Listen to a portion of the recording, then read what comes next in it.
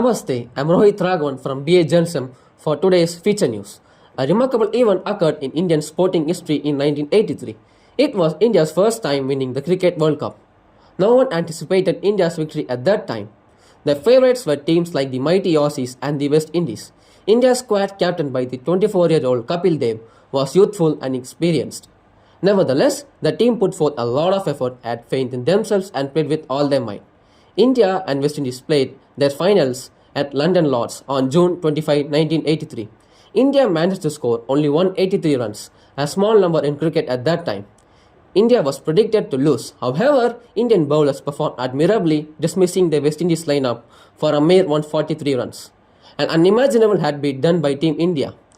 They became the global champions. With pride and excitement, the entire nation celebrated. Cricket was not only the factor in this victory. It was a creative moment.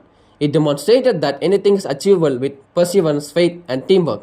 In India, cricket became a national pastime after 1983, and the team was immortalized. That's all for today from us. Stay tuned with JMC. Jai Hind.